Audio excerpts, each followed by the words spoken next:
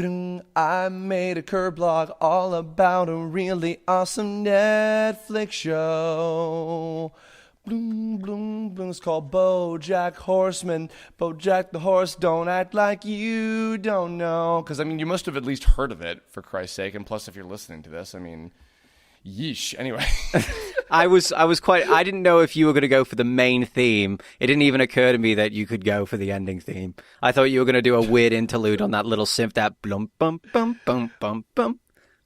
I mean, it's hard to write lyrics for ambience type composition, so I just figured the ending would be a little bit easier. You made it work nicely. Shady. Hello. Hi.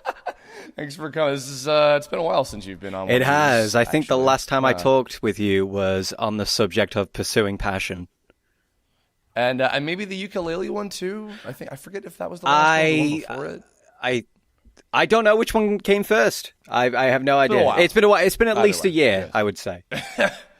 Well, thanks for coming on. I definitely wanted to do this with you because I owe you very much for allowing me to borrow your fucking Netflix account. That's okay. To marathon through the show that we're going to talk about today.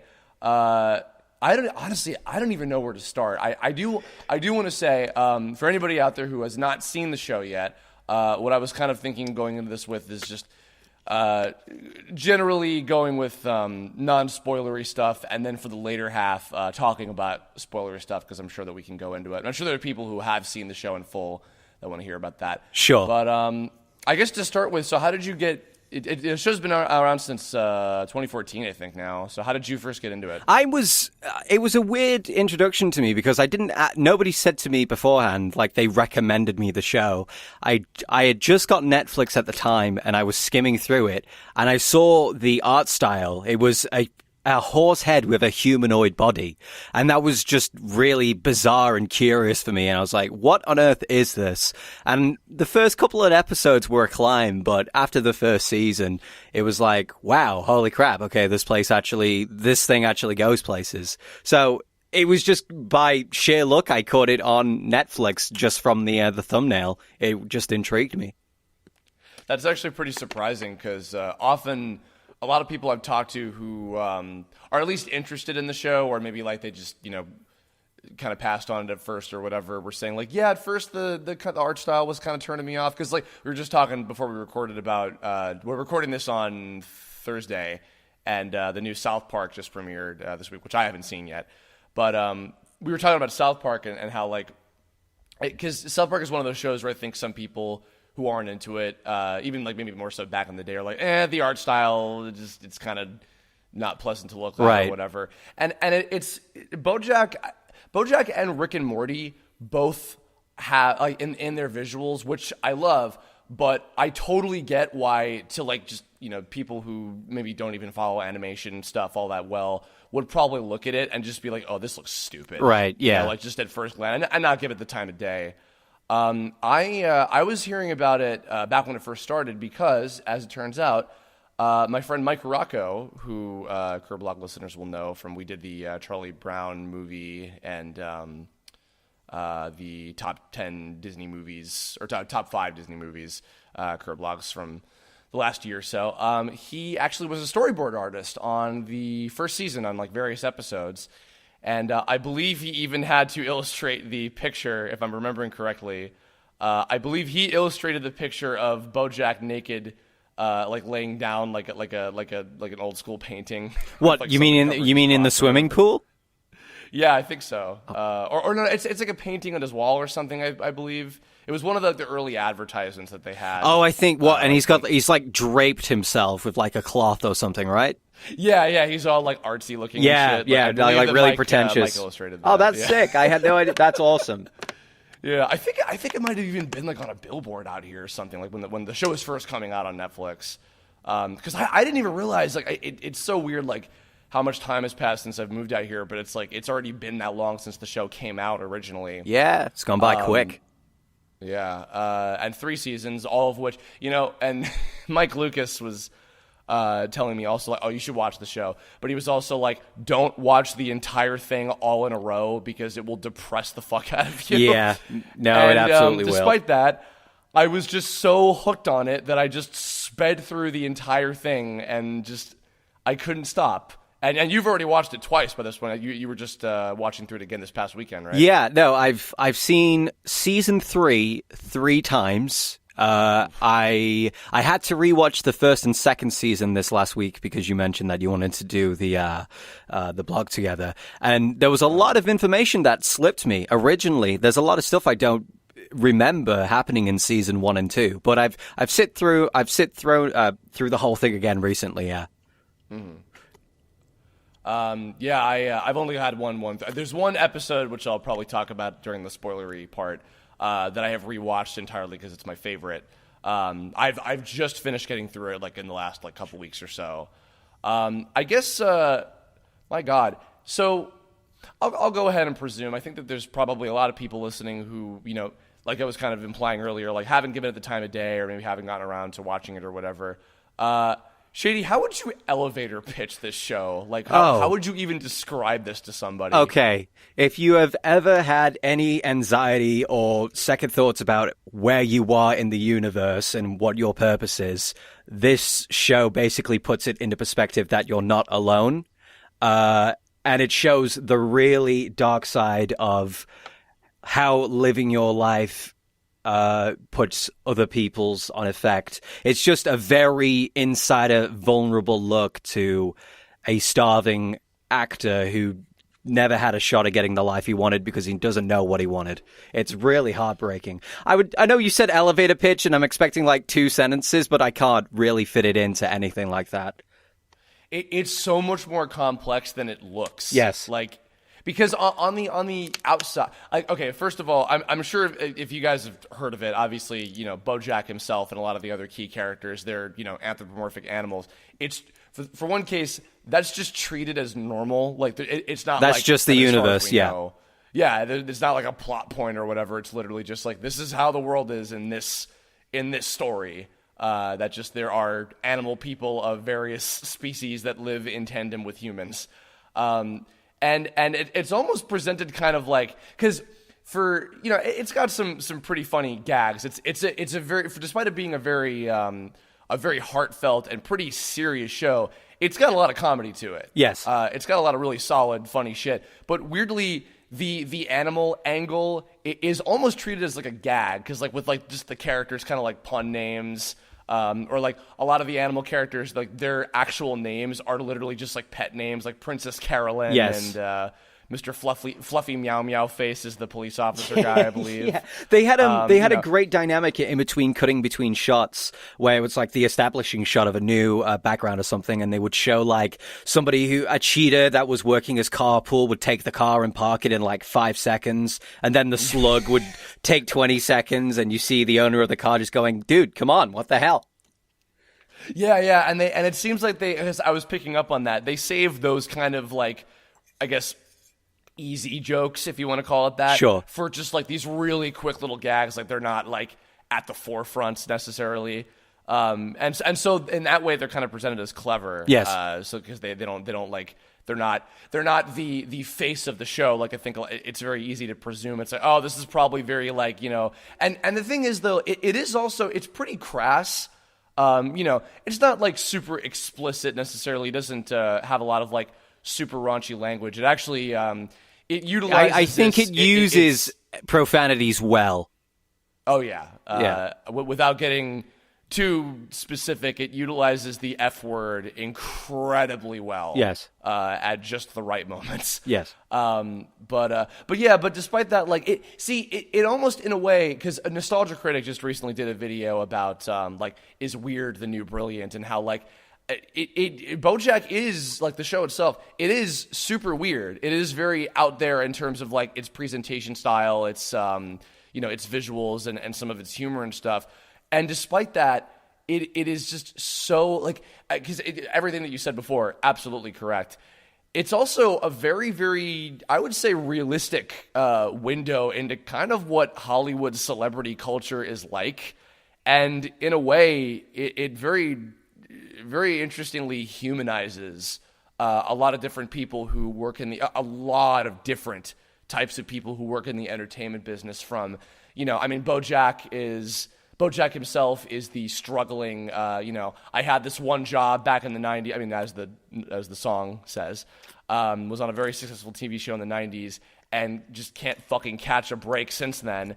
And then you have Mr. Peanut Butter, who, is this Labrador Retriever guy who's just loves everything and everything works out for him, and he's so optimistic about life even though he works in a business of assholes. Right. And then you have like Diane, who's a ghostwriter, which is a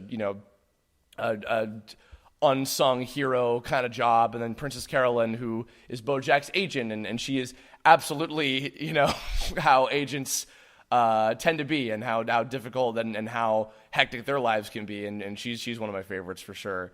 And it really offers a lot of, I would say like stereotypical yet non-stereotypical insight as to what those kind of lifestyles are like. Yes. And just how truly fucked up they can be in a way. But I guess on that same kind of note, I've been talking about like the main cast. Any particular? I mean, all of the main cast are amazing, but any particular favorite characters that you really connected to, and how come? Oh, God. Well, all of them are easily connectable for different reasons, and unfortunately, those reasons are the tendency and their flaws. I think there's definitely a human connection with the show. I think the main push is that there's a part of you that wants to connect to the characters, but at the same time don't. Because it sort of puts that mirror reflection on you and like, oh God, is that how I've come across when I've said something that's been miscommunicated, or is that what I'm doing is happening on somebody else's life? I mean, they're all great for different reasons. Todd, I think, is probably the most interesting expansion, though, because you start with something on the character initially that's very simple. He's sort of the idiot comic relief is how we're introduced to him. But as we go through seasons 2, especially 2 to 3 significantly, he's fleshed out, and you learn more about him and what it is that his own struggle is in, that he's finding himself, really.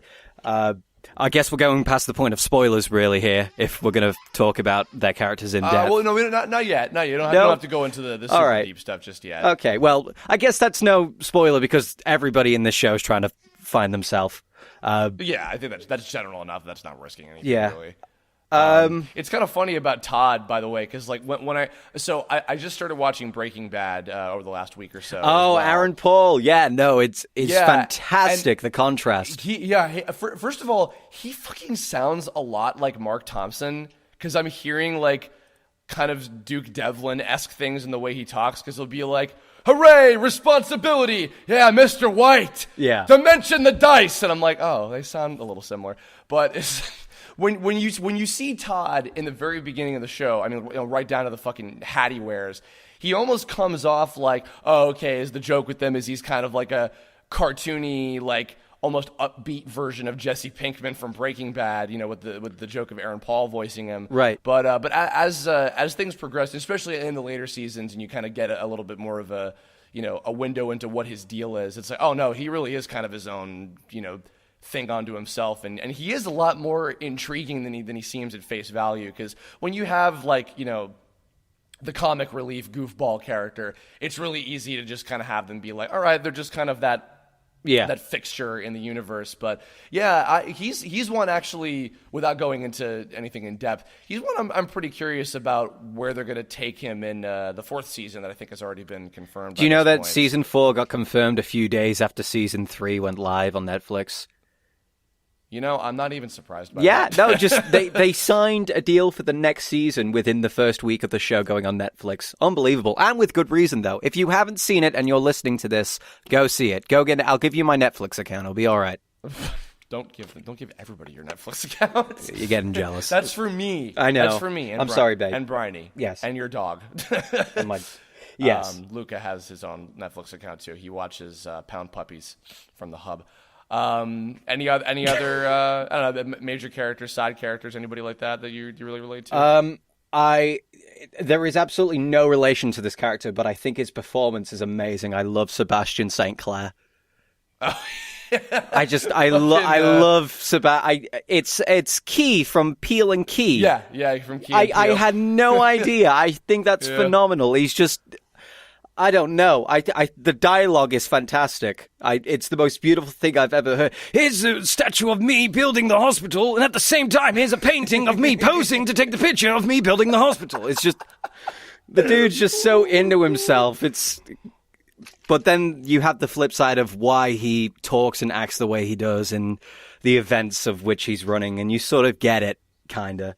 But no, there's every single character. It's very rare that you get this about a show in particular, but every main character has a relatable, humanized presence about themselves, and I don't know what it is. Speaking of performances too, my God, Alison Brie on Diane is so fucking like real. Yes, I mean everybody is very believable in the show, but Alison Brie in particular, she's like one of the major standouts. Like, and also in addition to Diane, she is also the incredibly hilarious character of Vince McGrownup or what, I forget his last name, but Vince. Vincent Adultman. Yeah, he did a business. Yeah, he's off doing a business. He's doing a business with the guys for the papers at the business at factory. The factory, the business factory. Yeah, Diane is definitely one of my favorites. I just like, because even I'm gonna say everybody is totally believable. Mr. Peanut Butter and like Princess Carolyn are a little bit more on like the character-y kind of side, because like I both love them to death as well. Diane is just like, I totally just see her as this like exactly as she is, a human being in a world of cartoon characters that she's like, what the fuck am I doing? Princess Carolyn's arc, especially later on, I was because. Being, I don't know what it's like to be an agent or a manager necessarily, but in terms of like, having to babysit people and overseeing other folks and wanting to like draw out the potential in others, like I totally relate to that in a different kind of way, certainly, with the type of stuff that I do. But her very like, take charge, like, grab by the balls mentality sort of thing is just really entertaining to me. Mr. Peanut Butter and also Bojack himself have such an interesting dynamic with me, because like, okay, so Mr. Peanut Butter is the type of person that I really genuinely try to make a conscious effort to be, but Bojack is the type of person that I catch myself in, my darker moments of like, oh God, I'm totally pulling a Bojack right now. Certainly not to a lot of the same extremes, I would say. Right. Like there weren't like too many specific things that was like, oh God, I've been through that, but certainly like moments of doubt and things. Cause like I've talked a little bit before on other ones about, the character that I played in, Y2K, a postmodern RPG, and how I kind of jokingly refer to him as like the most relatable douchebag I've ever met, where there were so many moments where, our friend, Brittany Lauda directed me on that game. And there were so many moments throughout the recording process of like, oh God, oh, he's doing this thing, and that's such a dick thing to do. And then I'm like, oh God, I've done that before, Sure. and like Bojack, I think for everybody, in some kind of way, I think has totally, even without living the very kind of specific history that he's been through. Yes. Because like I think it's safe to say that most people probably haven't been through that sort of thing, like that life path he's had. Right. But the shit that he does and the decisions that he makes and the things that he does to, that impacts people, both positively and more commonly negatively. Yes. Are totally like, oh God, I've been there, and it's very eye opening. Right. Like there are some just really intense moments and episodes, that just get like. I don't know. They humanize people that make these stupid fucking decisions and do these awful things. Yeah, and they make you look at yourself, and it's like, oh God, because the thing is, when it comes to real life and those sort of incidents and sort of circumstances happen, usually the communication is cut off. You don't usually hear the explanation from the person who it was that made the consequence happen. It's usually you just see the damage of the result. With Bojack, what you lead up to is the understanding why he comes to those decisions. It doesn't dismiss the wrong in which he's doing, but then you have that sort of unveil of the cloak. You understand why he got there, sort of deal, and that's usually not how it is in the real world. You don't get that sort of communication. The specific themes that the show kind of goes into, one in particular that I really took to was like, there's a point made about how does happily ever after really exist? Like once you get to a certain point, I mean, life doesn't just end, right? You have to keep on going, and you have to set new goals for yourself and find new methods of keeping yourself happy and getting through life and etc. Which I think because especially for Shady, you and I are creatives, and for us, like I feel like for people like us and anybody who's an artist, a musician, an actor, anybody, and especially when you're enveloped in the entertainment business and you're having to pay bills, that finding that kind of consistent happiness and like satisfaction, like it's a very different kind of journey that you have to go through compared to if you're just kind of like if you go through life with a normal kind of job and you start a family and you have kids and etc. And for some people, for on both sides of that kind of scale, you find kind of similar points of like of not settling, but like of a level of satisfaction and complacency where it's like, yeah, you know what? I'm happy like this. Life is pretty good. Well, it's a compromise, isn't it? Yeah. I don't know. Well, because like I guess because compromise can sound like in a negative connotation in some ways, like, oh no, I don't want to settle or whatever. No, which is another point that's brought up. You weigh it on each side and you make a realistic judgment of can I get this and get this at the same time? Probably not. Well, where am I going to be the most happiest? Sort of deal. That's essentially what Bojack is coming about to. It's late into the game and then thinking, what's next? What now? Yeah, and it's like you want these characters to be happy, like for all the shit that happens and all the dumb things that all of them do in different ways, Bojack being the most extreme, of course. Right. But despite all of that, it's like, and because we at the moment that we're recording this, obviously there's been 3 seasons and we don't know when the 4th one is going to come out. I don't know if the 4th one is going to be the final one necessarily.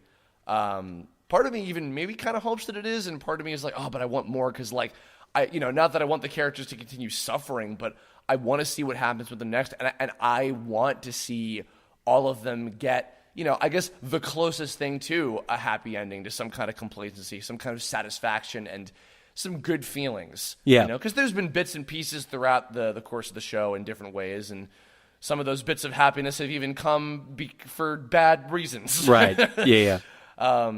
But yeah, I mean, to see that happen with these characters who are so likable, so relatable, so fucking entertaining and fun and unique. There's no other show quite like this. Like, I don't know. When I watched this, shortly before I watched this, I was watching Stranger Things, which is a great show. And excuse me, in my Kirblog about Stranger Things, I was talking about how when I finished it, I thought, oh, this is life-changing. Stranger Things is very good. Bojack is life-changing. Like, there's just so many things, so many moments throughout the entirety of, what is it, like 20, 39 episodes, I think? Total, there's about 11, 12 episodes per season, so probably around in the realm of 35. And like I said, like, I couldn't stop. I just could not fucking stop going through. I was having binges of like 6 or 7 episodes, maybe more per day, and like, there were a few nights where I'd just be kind of laying in my bed and just like, next one, oh, fuck it, whatever, another one, one more, god damn it, I can't stop, help me. See, the thing is, the beauty for you is that you came into the game when all 3 seasons were out. I didn't. Yeah. I had to wait another 9 months until the 3rd season came in. And by that time, I had already forgotten what had happened in season 1 and 2. But then it was a treasure again because I got to rewatch and it was like I was doing it for the first time. Yeah, I mean, Netflix is on fucking fire with this model of like, it's so weird. Like, this is a little off topic from Bojack specifically, but we're in like this kind of strange. Well, maybe it's not strange. I think it's cool, and entertainment world seems to be adopting it pretty well, is this whole thing where a lot of people are liking just marathoning through these shows like they're long movies. Yeah. You know, they're still treated like they're like their series, because each episode is individualized.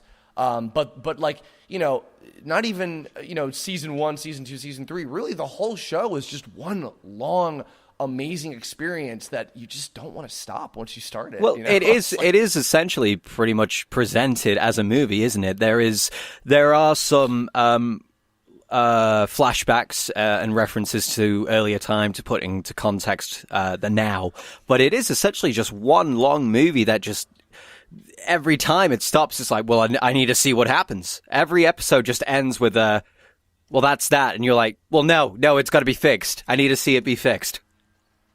Yeah, and like again, seriously, like just those particular nights where like, fuck, I can't go to sleep. I have to know what the next thing is gonna happen. Yep. The closest equivalent of like, okay, this is peaceful enough for me to just leave this off and I'll pick up on the next episode tomorrow. And those were rare moments. Like, yeah. Oh my God. So I guess on that note, yeah. So if you haven't watched the show yet, and if we hopefully have sold you on it, go fucking watch that shit, please. And now come back all this time later. I'll remind you, perhaps. No, I won't. Come back, and now we're gonna get into the spoiler territory. Everything that's spoiler alerted is crucial if you want to watch it completely blind. Yeah, so from here on out, if you want no spoilers or anything, and here's the thing. I know that for some people, like, this has happened pretty commonly in recent years with bigger shows where, like, you know, if you see, like, a later episode, and you're like, whoa, I want to see the rest of this, and then you go in, that's totally fine, but I would strongly recommend just that it's really, really worth just seeing from start to finish. So if you don't want any spoilers, and, you know, but you want to hear on, or if you've already seen the show, you want to hear our main thoughts on that, then either stop and go check it out, and otherwise stay. And here we go. Okay. Right. My God. Where do we go from here now? Well, I guess you lead. I'll be as honest as I can about everything, because I've got a lot of opinions about this. Oh boy. Yeah, there were. You know, it's funny. So I guess kind of going into this, Shady, you were joking to me about, like, you know, this show, especially season 3, it's like, this is going to rip your soul out. It's going, what I said, you. it's going to rip your soul out, show it to you, break it in front of you, and then put it back in, pat you on the back and go on, off you pop, and then you're just going to be like, what? Yeah. You know, I feel very gratified that, you know, I adored the entire ride, start to finish. It was incredible. Yes. It didn't break me. It's surprisingly, despite there being so many moments where you think, like, woof, but it didn't. There were certainly moments, which I'm going to get into in a bit here, that were like, I'm going to pause and take a little walk around my room for a few minutes because, wow. Right. But there weren't that were making me like, oh, God, what am I doing with my life? If anything, actually, most of this stuff was like, it was clarity. It was like, okay, I know where I'm at right now, like with my life in general. It's like, I know where I'm at right now. Right. I know what I need to do. I know what I need to not do. I know what I need to be completely self-aware of. It was very helpful and kind of therapeutic in that way. You know, the really standout things to me were the more intense kind of shit, which, you know, I want to save mine a little bit. What was a particular episode, moment, anything that really made you, like, what was like the first one that made you be like, whoa? Well, the first one was with Herb in his home in Malibu. That was the first time, actually, I think they say fuck, and that in itself was the first time it got mentioned, but then it was also combined with just that real conversation between Bojack and Herb of how he was apologizing, and Herb basically saying, go fuck yourself, I'm not accepting it. At that moment, you sort of realize that unlike horsing around, not everything's going to get resolved at the end of 23 minutes. You know, this is life and it has its consequences sort of deal. Herb was definitely the first kicker. Then I would say the next big one was during the where he just goes ape shit with the drugs with Sarah Lynn and Todd, and he has that bad trip of where he wants to be in his life, and if he would have gone with Charlotte, he would have had a baby by now, and he reckons he would have been happier that way. Is there anything else? The whole sequence with like the fantasy with Charlotte, like during that, I'm just like, yes. Oh my God, don't do this to me. Because okay, all right, I'm gonna take over. All right, Charlotte. I want to talk about Charlotte for a second because she basically is a spoiler character. I wanted to save her for this point. Okay, Charlotte. First of all, to get this out of the way, holy shit, Olivia Wilde's voice is so fucking hot. Right. And also her performance was, my God, like just outstanding for like the 3 or 4 episodes in total she was in. Like, wow. You know what I'm noticing actually about Bojack for an animated show? They don't have a lot of the they have some, but they don't have a lot of the actors and actresses doing voices. They're pretty much saying, talk as if it's you sort of deal. And that's just completely what sells it. It sounds completely natural. Yeah, I should have mentioned that earlier, but fuck it, whatever. I don't know who the voice director for Bojack is. I don't know if maybe it's one of the creators of the show itself, or one of the expected kind of people who do voice direction for cartoons and stuff. I'm not really sure, but either way, my God, because celebrities in general, for me personally, can be kind of hit or miss. Hit or miss. Jesus. That's a new Pokemon, Hit or Mitt. It's going to be in Pokemon Sun and Moon. It fucking sounds like one. Jesus. Celebrity voiceover in cartoons can be very hit or miss. It really depends on the production and who's calling the shots and et cetera. And, yes. And also sometimes just flat out if the celebrity I think is invested and knows what they're doing when it comes to, because voice recording is such a different beast compared to film stuff. And often, I won't go into this whole rant about it because other people have done it better than me. But for a lot of film actors in general, and especially for celebrities, sometimes they don't always get the difference between voiceover and just, live action and on camera and theatrical kind of action. Sure. But my God, everybody on the show got it. Yeah. They just fucking got it. Will Arnett has been doing a lot of animation stuff in recent years. He was in Horton Hears a Who, and he's in Lego, the Lego movie as Lego Batman. But just everything from all these guys were so. But and the ladies in particular, Alison Brie and Amy Sedaris on Princess Carolyn, and Olivia Wilde on Charlotte, and whoever played Beatrice. Are you going to say Bojack's mom? No. Oh no, she was good too. Penny. Charlotte's daughter. I couldn't remember who played her. I think she's a stand-up comedian. She was great too. In my favorite episode, bar none, Escape from L.A. Holy fuck! Really? That what? Because of the circumstances, or just because it went somewhere? Just that whole episode. It's so heart pounding and uncomfortable and intense. And has all these great moments of advice and and clarity for all these different characters in different ways. Because what I was gonna say, so Charlotte in the first couple episodes where she's introduced in different ways, both in when we actually meet her, and then the fantasy that he has, and then when she's, pardon me, at the funeral for Herb. Yes, I'm this character is designed for me to love them. They're so cool and likable, and Olivia's performance is really solid, and just everything. And it's I see exactly no shit why Bojack is why did I leave that? Why did I never pick up on that kind of thing, And fucking my God, and then that entire episode, all the way up until the last sequence or so of Escape from L.A. Everything from Bojack and Penny get back from the prom up until the end, I have watched that 5 times. Really? Yeah, just that specific part.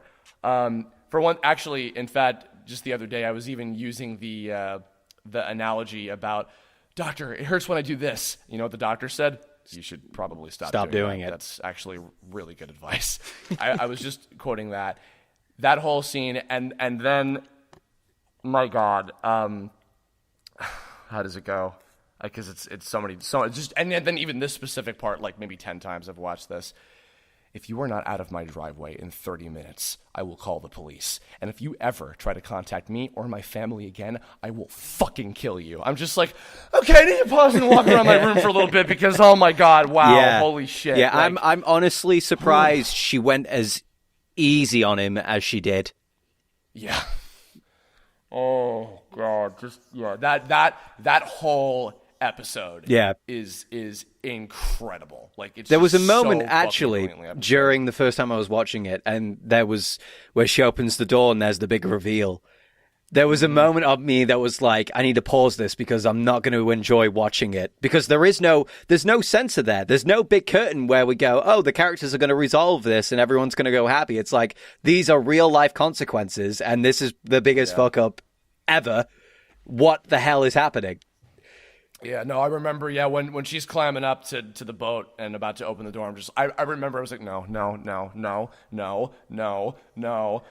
And I mean, like, and then even, the guilt of, the decision that was made, regardless of what it was in that situation, was like, oh God. And I'm like, and okay, I will say, I think I told you this a while ago when I was in the process of watching it.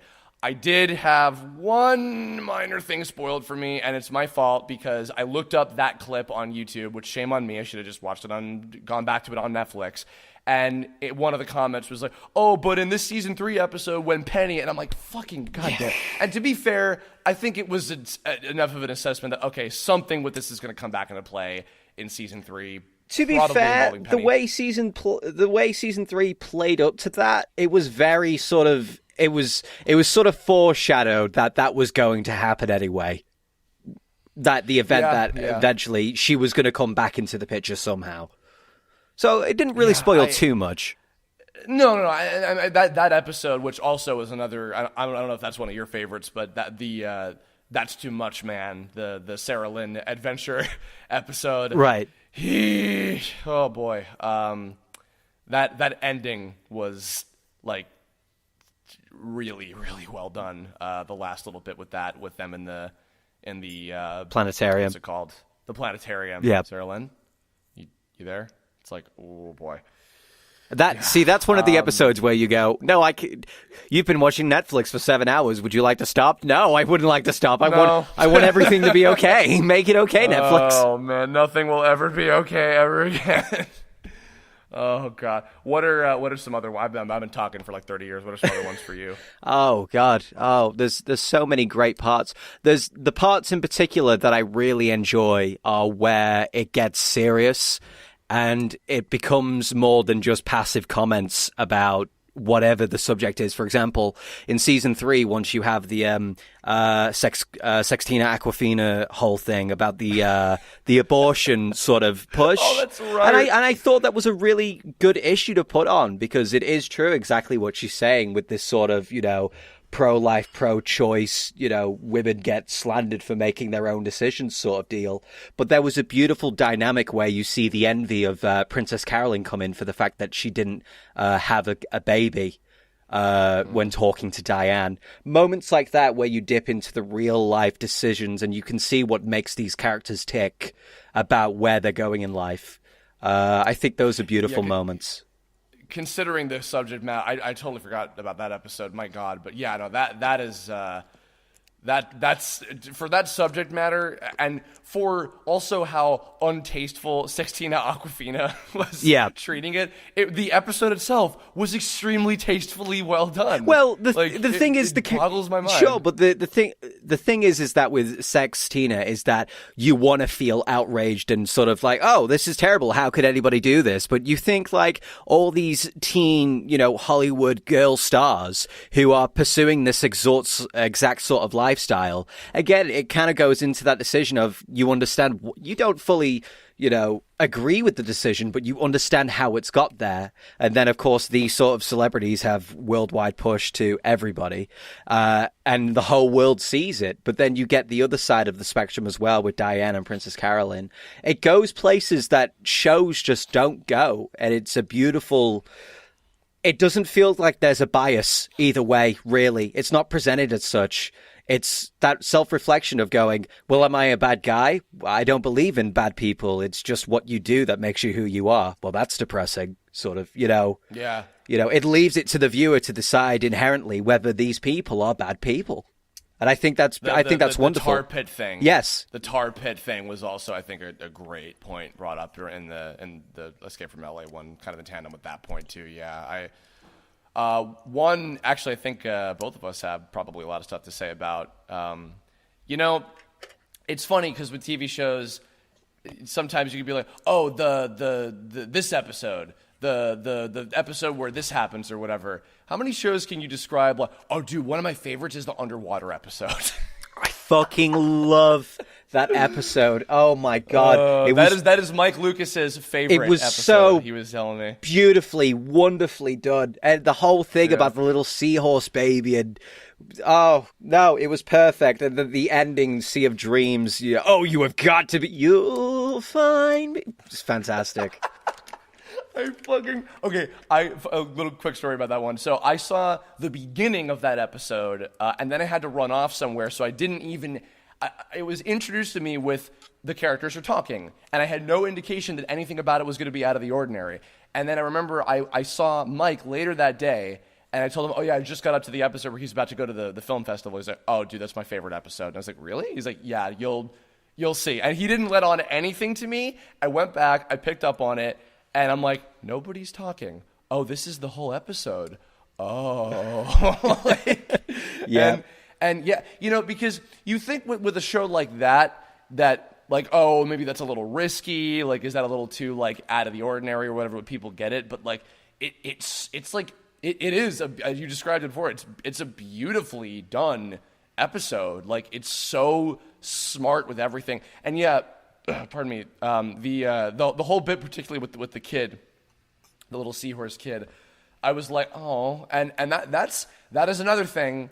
With the little bit at the very, very end of season 3, which we'll get to that too. But Bojack's ideology as or the idea of Bojack wanting to raise a kid someday, in both, because it seems like it's been visited a little bit, both with the bleak fantasy he had about Charlotte in season 1, and then with the seahorse kid in that episode. I'm really curious and hoping that something will happen with that in season 4. Well, it's got to, hasn't it? Because you and I both know what the end scene of season 3 suggested. Yeah. What it might suggest. Well, I don't think there would be a sneak peek put in and then it wouldn't be relevant. It's too perfect. It's too perfect. But the thing is that I get from Bojack is that there is a moment when they're recording the Mr. Peanut Butter movie in his house, and Diane's talking to him, and he says something like, why would I want to settle down? I'm 50. And after that, there's a beat of silence sort of deal. And I think what it is that Bojack imagines that having a kid to look after would give him purpose. Whether or not he means that because he has a lot to love to give genuinely, or it's an internal comfort, I really don't know. But I certainly see that being the way it's going forward, especially with the whole underwater seahorse thing. When he gives him back at the door and he's just there and he doesn't know what to do with himself. Yeah. That and actually, you know what? Oh God, I can't remember her name. The director who was originally set on Secretariat. Kelsey. Kelsey, thank you. Yeah, she's played by Maria Bamford, who is also a pretty experienced cartoon voice actor. She was also a very, very good character. Like, particularly just as a piece of development for Bojack's arc during that that whole thing. But very, very well executed, like short kind of character in the short term of the story. I guess. Do you want to talk about the finale? God. Well, where do you start, really? Because the finale technically starts at the beginning of the show. Yeah. I mean, well, okay. I'll say this much. There's so much I can't think of anything to start with. I know where to start with. On. Okay, I'll say this. When I started the show, and the kind of warning that Shady gave me about.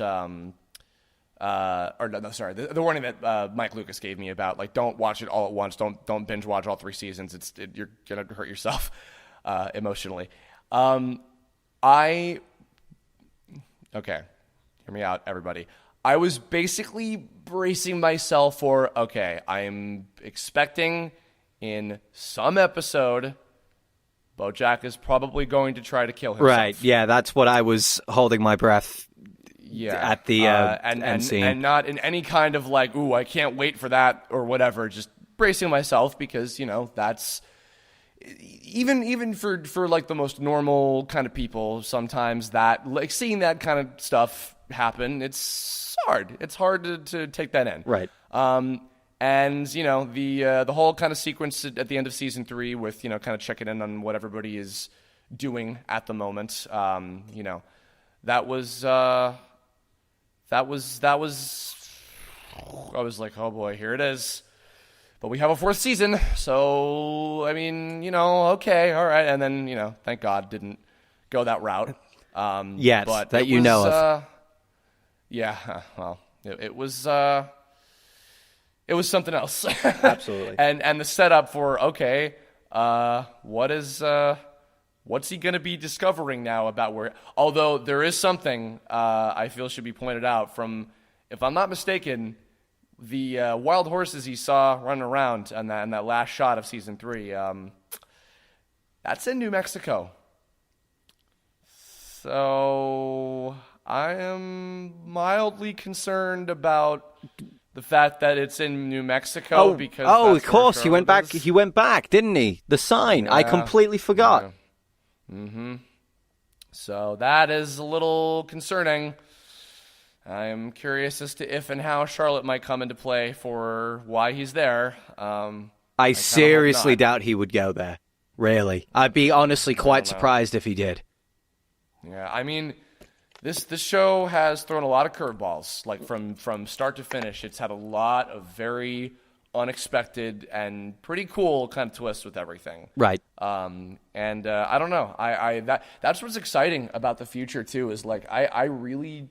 It's certainly fun and easy to have theories about this kind of stuff. I mean, like with other shows that I'm watching, it's fun to imagine like, oh, maybe is it going to go this way or whatever. But this is one of those shows where I'm just like, I don't know.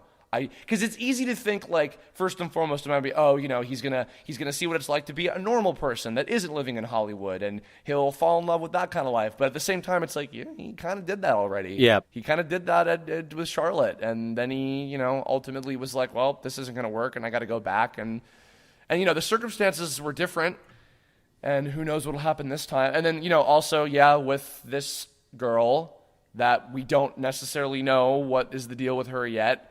And the same thing, it's like it's easy to think like, was this one of those times that he didn't use a condom? Well, that's the thing. If I've watched back to season 3, and he makes those comments like 3 times, especially during the whole abortion scandal sort of thing. I was like, abortions, I had loads in the 80s. Well, I just gave the money. Actually, I hope they took the money and didn't just run with it. Yeah. So that might be what that is too. Totally possible. Oh. Lord, is there anything you want to see or hoping for or been thinking about regarding that? The certainly pushing the idea of this narrative that it's going to be Bojack having a daughter, and I think that would be an amazing realm to witness. I think potentially having a kid would save him from himself, because then at least he has purpose, at least in his eyes.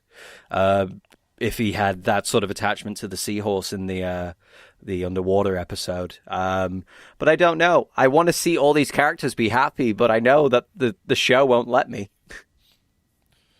You know what? Actually, before I forget this, there's one more major moment.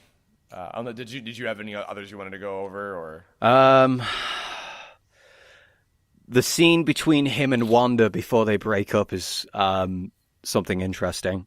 Yeah, that was just like, oh man, come on, what are you fucking doing? Yeah, because I was like, I liked her because Bojack had no reason to call it off.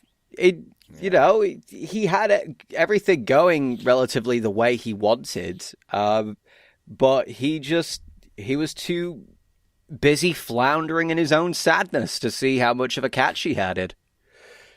Yeah, a big one that I've thought about lately is another one that I've gone back and watched the scene of a little bit. Another friend of mine who marathoned through the show recently, she was talking about this moment with between Todd and Bojack at the end of It's You. Right. Another moment where fuck was dropped, and she actually insisted that was the best use of it in the whole show, of the like, fuck, man, what else is there to say? Well, that's the thing. They only use it, from what I can understand, when a relationship is like irrevocably damaged. Yeah, it's Diane drawn nicely, mother, and then or Diane saying no, mother, that I wouldn't technically count that. That was a beautifully done transition, but I don't know if I would necessarily consider that to be a curse because there was no bleeping. It was more played up for a joke than used for a serious moment. Well, yeah, but no, it's lovely done. But yeah, that moment with Todd, like that's a piece of like. I think that's the most kind of like general takeaway for everybody. Yes. You know, of like, you know, you need to do better. It's not because of all these things. It is you, and you can't just keep feeling bad about it. You have to, you know, you got to be the one to change. Right. And yeah, it's hard, but you got to fucking do it. And that's it. And it's like, you know, and actually kind of in tandem with that bit too, in the final episode where he's talking to Diane, and he mentions the bit about like, I'm poison. Like that was another bit where it's like, Jesus, like, cause like when you think about, you can't help but think about those things. It's like, am I poison? Right. Am I Bojack? Do I do these things? Like, you know, even if like deep down you're not, like, even if you're well adjusted, like, you know, just as a human being, like you're prone to have that kind of like, oh my God, kind of thing, you know? And like, yeah, because it's, I don't know, it's intriguing to me in that like this is seen through the eyes of people who don't lead very standard kind of lives, you know, like people who live in the, not only in the entertainment business and as creatives, but people who work in Hollywood, right, where it's just a lifestyle that is completely fucking different from virtually anything else, and it's filled with, you know, a lot of miserable people, because a lot of times people pick the entertainment. I mean, you know, in a way, we actually, this is a good tie-in. We talked about on the Pursuing Passion Kirblog that we did a while ago. Like, it's fucking hard. It's hard to choose that kind of life, because you're never going to know if you're going to maintain healthy relationships. You never know if you're going to be able to make ends meet and pay your fucking bills. Yep. You know, but it's like Rob Paulson says, it's like, nobody put a gun to her head and said, you have to be an actor, or you have to be an artist, you have to be a whatever, you know, you chose this. Yes. You know? And then even to a further extent where there's people who grow up in Hollywood and they are forced into it because they're kids. Yep. And that's what they're told to do. And cue in Sarah Lynn. Yeah. And then, I mean, Sarah Lynn, I mean, you know, the one moment, the breaking point that they show at the beginning of the last episode, it's like, oh, no. Are you talking about when Bojack presents the script offers her the episode? Yeah. Oh, God, no, you just see that. It's like, well, Bojack, it was nice seeing you. Well, you. You're just like, oh, God in hell. Even her as a little kid can understand that he's the way he is. Yeah.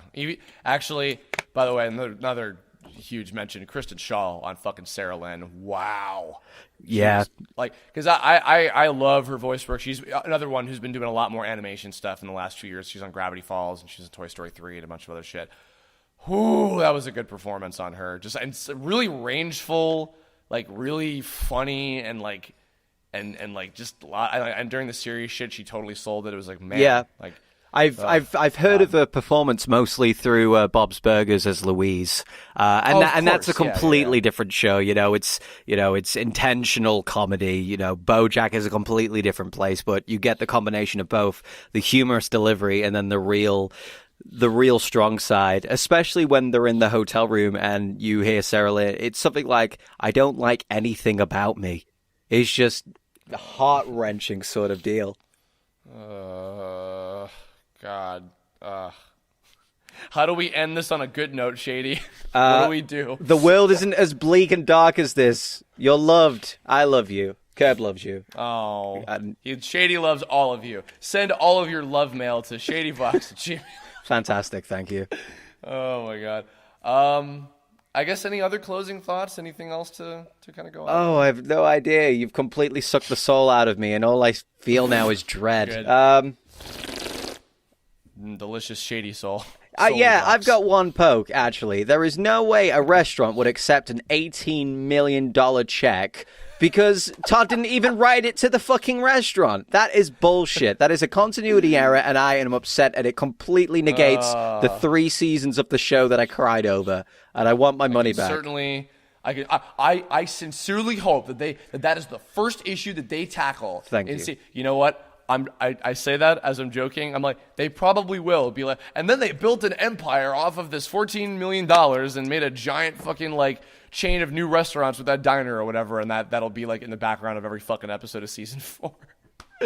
That would be great if it does. I want that. Yeah, This show is, I like I said before, and I'll say it again, this show is life-changing.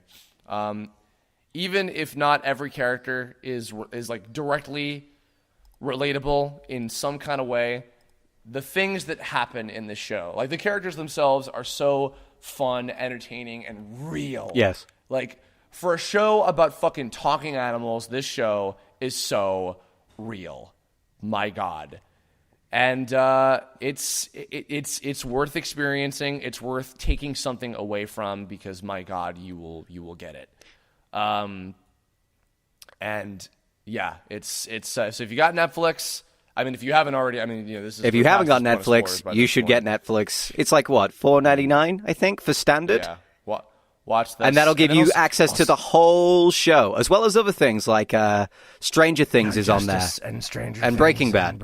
Yeah. So do that. Although by this point we spoiled every fucking major plot point. But if you really haven't seen it by this point, what the fuck are you doing? Idiots. Go watch that Idiots. shit. If you're still listening and you haven't seen it, you're idiots. Shame on you. Yeah, I guess that's going to wrap us up. So, Shady, plugs, anything you want to talk about and get out there? I don't think so. I hope Bojack just gets what he wants, but I know this show's going to stab me through the heart again. I'm going to open it and trust it, and it's going to spit on me like a... I'm too sad. I meant plugs for yourself. Oh no, yes, no. I've got plenty in the works, but nothing that I can talk about yet. I'm afraid. What's the best way for? I know you're on Twitter much these days. What's the best way for people to keep up with what you're up to? No, it would be Twitter. I just don't use Twitter for like personal works. It's personal life. It's all personal works now. But you update your Facebook page still once in a while. Nothing about my happening that's going on in real life sort of deal. But I don't know. I still respond to tweets and stuff and YouTube messages. So if anybody wants to get a hold of me, or I feel like I'm pandering here. Somebody hire me, please. I need work. Whatever. You got plenty of shit on your plate. Whatever. Yeah.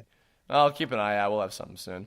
Maybe even something that we're working on together. Possibly, maybe yes. Even something that we're doing. Maybe something that'll be coming up in the next couple of months or so. I don't know. We'll see. I don't know. I didn't say anything. You didn't hear it from me. No. Well, I guess that's it. So on that sad note, the sad note of hire Shady, he's broke.